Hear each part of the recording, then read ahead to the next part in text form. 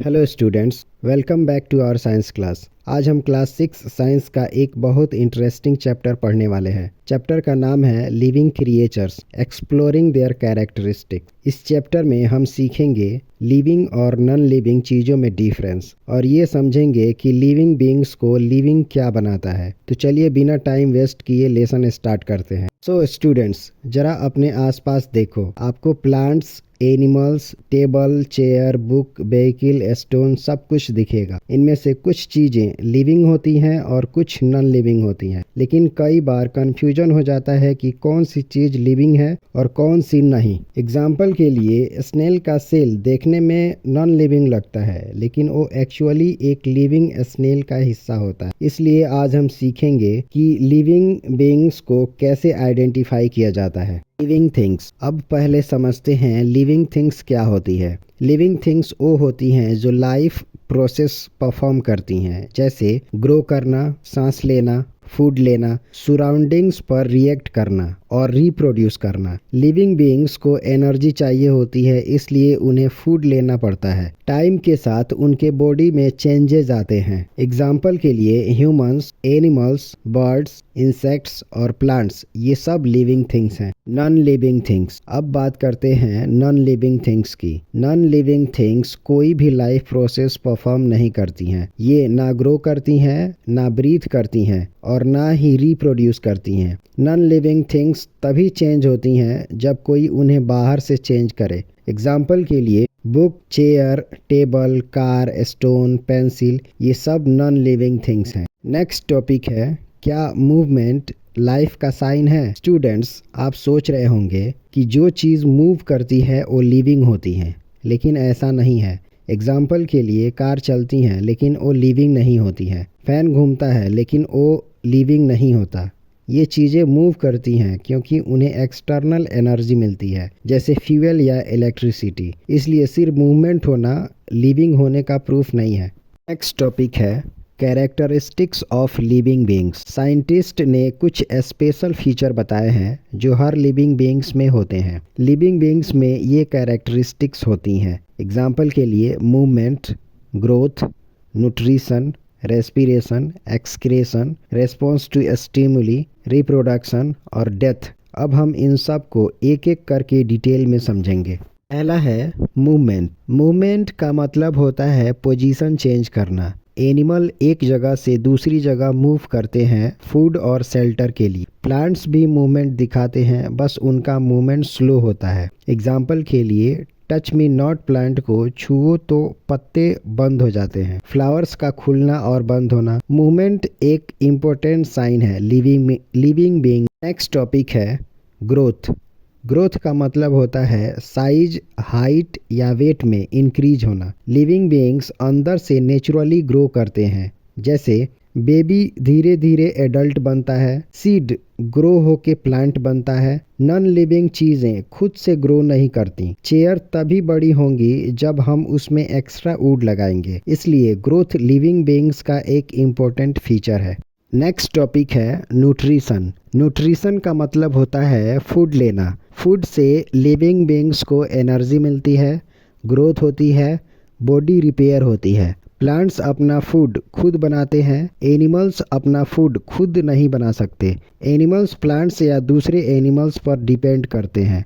Nutrition के बिना कोई भी लिविंग बीइंग्स जिंदा नहीं रह सकता। नेक्स्ट है रेस्पिरेशन। रेस्पिरेशन का मतलब होता है सांस लेना, ताकि फूड से एनर्जी मिल सके। सभी लिविंग बीइंग्स डे और नाइट रेस्पिरेशन करते हैं। हम लंग्स से ब्रीथ करते हैं, रेस्पिरेशन की प्रक्रिया करते हैं। फिश गिल्स से ब्रीथ करती हैं। प्लांट्स एस्टोमाटा के थ्रू रेस्पिरेशन करते हैं। रेस्पिरेशन एनर्जी प्रोवाइड करता है जो लाइफ प्रोसेस के लिए ज़रूरी होता है।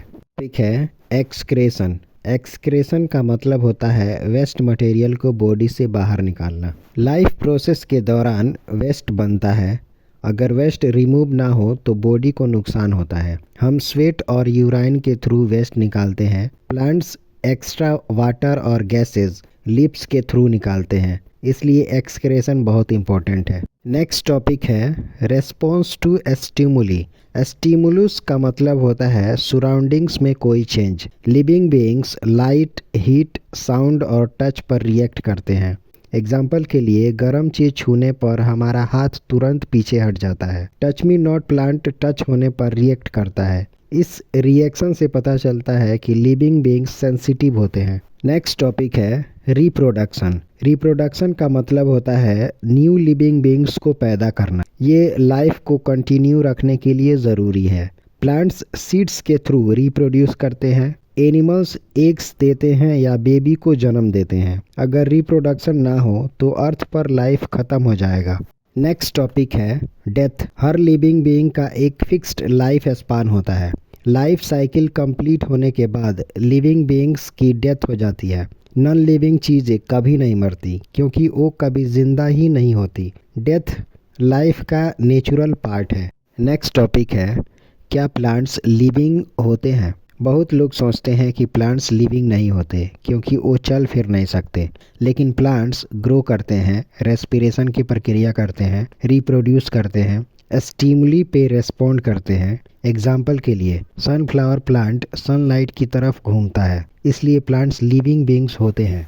नेक्स्ट टॉपिक है सीड जर्मिनेशन। सीड जर्मिनेशन का मतलब होता है जब सीड से नया प्लांट बनना स्टार्ट होता है। जब कंडीशन सही होती है तो सीड से रूट्स और शूट्स निकलते हैं। ये प्लांट के लाइफ की बिगिनिंग होती है। नेक्स्ट टॉपिक है conditions for germination. Seed germination के लिए 3 चीज़ें ज़रूरी होती हैं।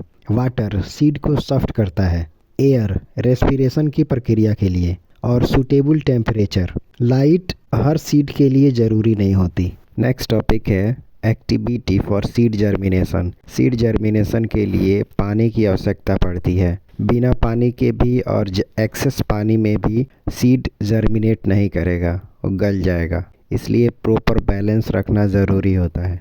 नेक्स्ट टॉपिक है life cycle of A plant. Plant का लाइफ साइकिल होता है, पहले सीड, फिर जर्मिनेशन, फिर प्लांट, फिर फ्लावर, फिर फ्रूट, फिर सीड। प्लांट सीड्स बनाता है जो नए प्लांट्स को जन्म देते हैं। इस तरह लाइफ साइकिल चलती रहती है। नेक्स्ट टॉपिक है life cycle of A mosquito. Mosquito के लिए लाइफ साइकिल में 4 स्टेजेस होते हैं। एग, लार्वा, पुप्पा और एडल्ट। लार्वा और पुप्पा पानी में रहते हैं, इसलिए स्टैग्नेंट वाटर डेंजरस होता है। पानी जमा होने से मस्क्वीटो ज़्यादा होते हैं। नेक्स्ट टॉपिक है लाइफ साइकिल ऑफ फ्रॉग।